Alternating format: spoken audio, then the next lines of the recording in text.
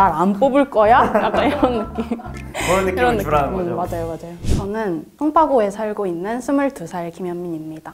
오늘 되게 특별한 비법을 전수해준다고 들었는데 혹시 어떤 거죠? 제가 알바 경력이 없을 때도 알바 면접만 보면 턱턱 붙었거든요. 그때 친구들한테 막 면접 특강을 해주기도 했는데 항상 제 특강을 듣고 가면 애들이 면접에 다 붙어왔어요. 오늘은 그 비법을 알바몬에서 공개하도록 하겠습니다.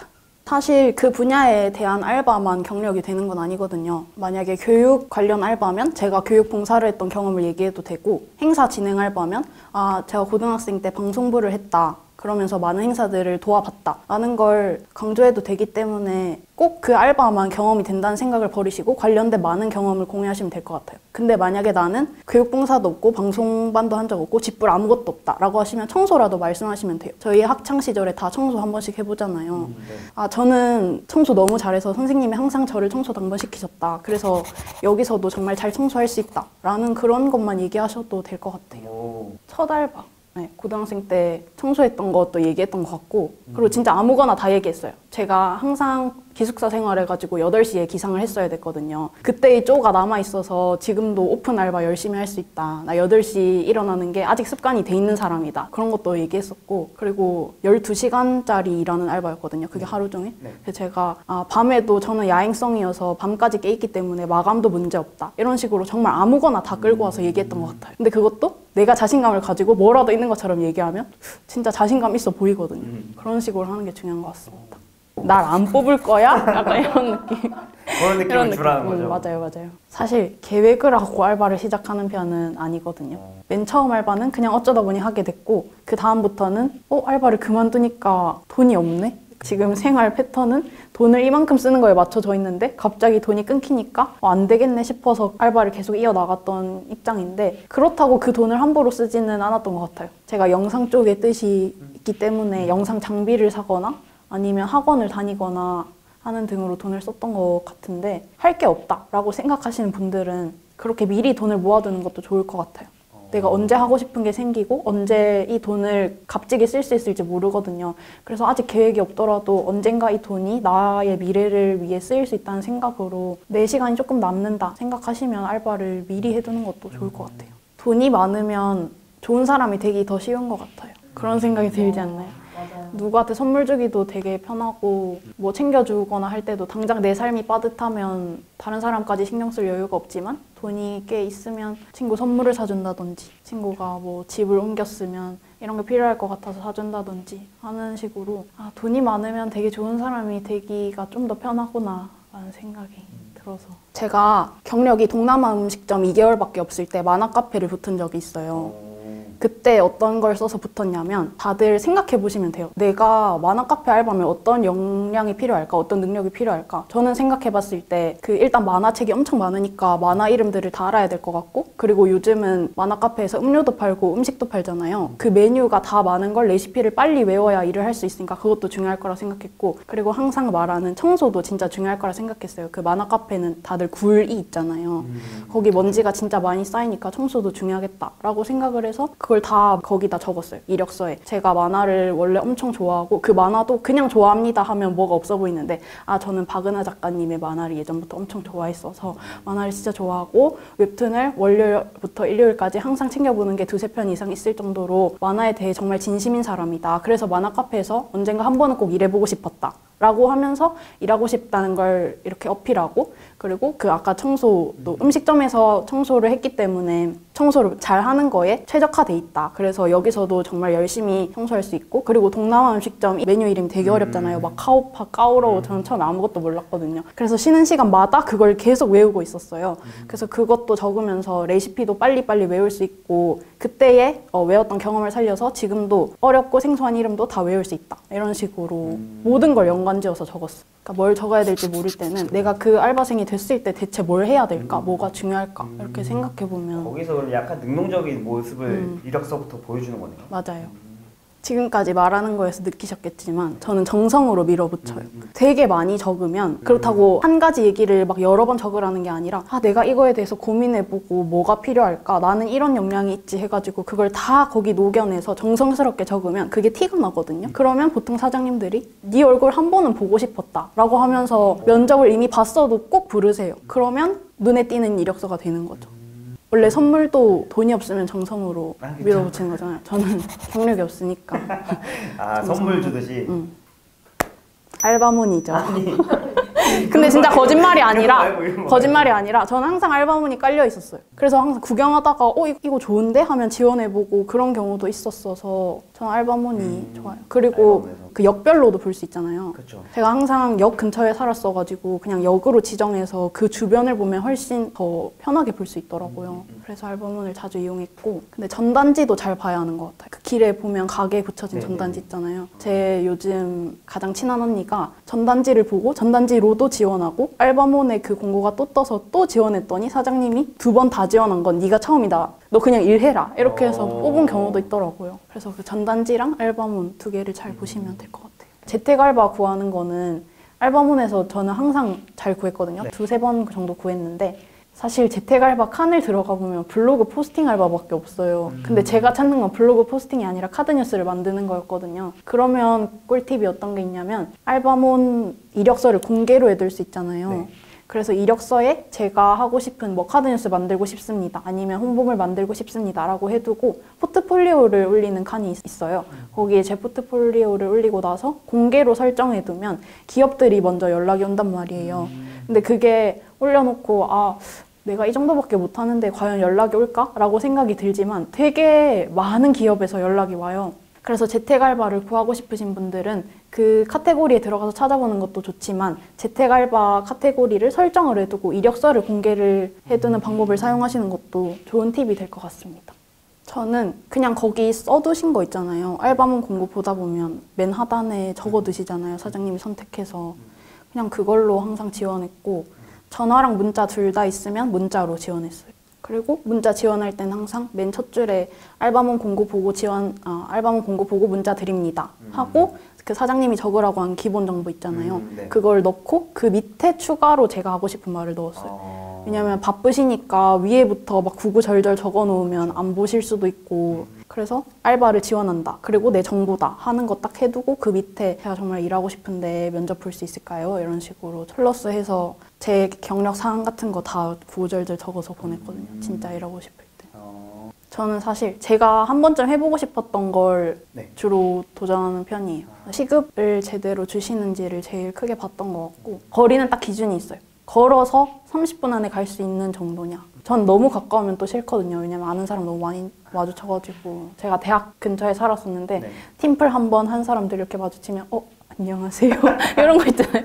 그게 너무 싫어서 저는 항상 조금 먼 데를 구했는데 버스나 지하철에 따라서 지각할 수도 있으니까 뛰어서 가면 세이프할 수 있는 적당히 멀고 적당히 가까운 곳을 구했던 것 같아요. 주휴수당은 사실 맨 처음 알바 구할 때는 주휴수당까지는 받으려고 생각을 못했던 것 같아요. 네, 알고 있었는데 약간 위축되는 느낌 뭔지 아시죠? 내가 이것까지 받으려고 하면 못 붙을 것 같다라는 느낌. 만약에 주휴수당을 받고 싶은데 어떻게 문자를 보내거나 말씀을 드려야 주휴수당을 좀 받아볼 수 있어요? 제가 돌려서 비꼬는 거 진짜 잘하거든요. 저는 일단 먼저 서두를 좀 깔 것 같아요. 코로나라서 사장님도 힘드실 텐데 힘드신 거 알지만 제가 찾아보니까 지금 이 시간 동안 일을 하면 주휴수당을 받을 수 있더라. 혹시 어떻게 생각하시는지 듣고 싶다. 만약에 주휴수당을 못 받으면 제가 지금 다른 알바를 구해야 할 수도 있어서 고민하다가 보내본다. 사장님께 먼저 말씀드리는 게 맞을 것 같아서 저 혼자 소갈이 하는 것보다는. 그럼 나가? 이러시면요? 그럼 나가야죠. 그런 데서 뭘 일을 해요. 아니 좀 나가세요. 그 알바몬 사이트를 들어가서 제가 알바를 구하지 않을 때도 아이쇼핑 하듯이 보다 보면 알바 볼 수 있는 눈을 기를 수 있거든요. 돈 버는 게 너무 급하면 그 조건을 따지기가 힘들어요, 사실. 객관적인 시선에서. 그쵸? 근데 쇼핑하듯이 이렇게 한 발 서서 보다 보면 이 사람은 일을 이렇게 많이 시키는데 주휴를 안 주네. 이런 식으로 조건을 하나하나 따지는 눈을 기를 수 있단 말이에요. 그래서 객관적인 시선에서 그걸 보다 보면 나중에 제가 직접 알바를 구할 때도 그 시선이 남아있어서 좀 좋은 알바를 구할 수가 있는 거죠. 그리고 계속 보다 보면 그 얼마나 공고가 자주 올라오는지도 보여요.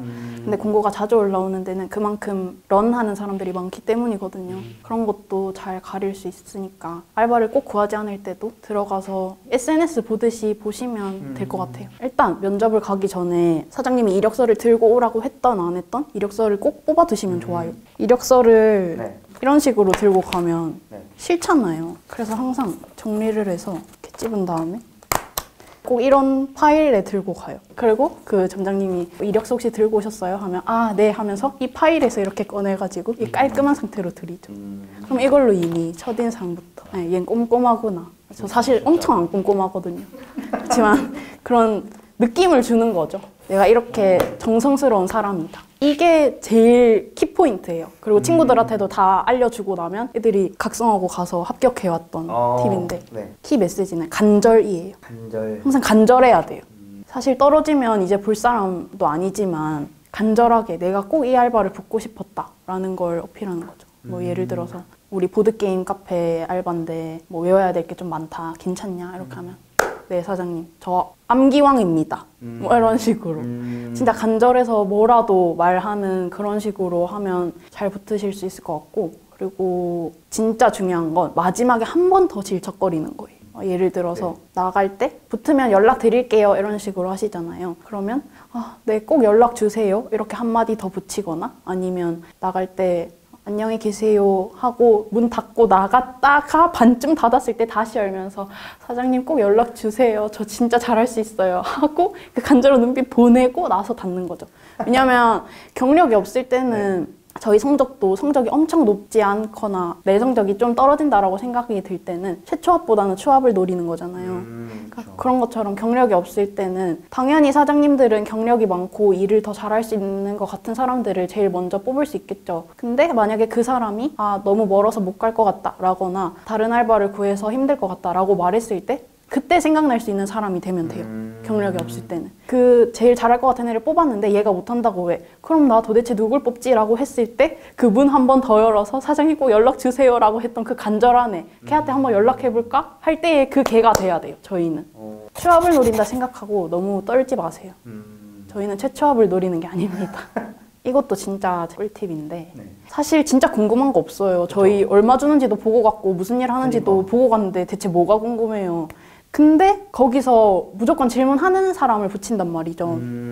저도 질문 안 하고 한번 떨어진 적이 있거든요. 저희가 아는 게 없어서 궁금한 것도 없는 거잖아요. 그쵸. 그 알바를 해본 적이 없으니까 궁금한 게 없는 거죠. 그러면 알바 브이로그를 진짜 많이 보시면 돼요. 면접 보러 가기 전에. 브이로그를 보면서 내가 이 알바가 됐다라고 이입해서 보다 보면 궁금한 점이 막 생겨요. 예를 들어 카페 알바면 카페 알바가 외워야 될 레시피가 한 50개는 되더란 말이에요. 저도 해본 적 없어서 모르지만. 그러면 이게 궁금해지는 거죠. 아, 내가 만약에 합격하면 50개를 맨 처음부터 다 외워야 되나? 아니면 10개 외우고 그 다음에 20개 외워서 그 다음에 50개를 이렇게 발전시키는 건가? 이런 것도 궁금하고 만약에 편의점 브이로그를 보다 보면 아, 포스기 어려워 보이는데 다들 배우는데 얼마 정도 걸리는지 이런 것도 궁금해진단 말이에요. 그럼 그런 것들을 다 생각해뒀다가 면접 때 혹시 뭐 궁금한 거 있어요? 라고 물어보면 브이로그 같은 거 많이 봤는데 포스기 되게 외우기 힘들어 보이던데 보통 다들 얼마 정도 걸리냐 이런 거 물어보면 아, 내가 이만큼 많이 조사해봤다 라는 것도 될 수 있고 궁금한 거 뭐 있냐 했을 때 궁금한 것도 물을 수 있는 거죠. 이건 사실 제가 MBTI 파워 N이라서 그런 걸 수도 있어요. 카페 알바 면접 보러 가기도 전에 외국인 손님은 어떡하지?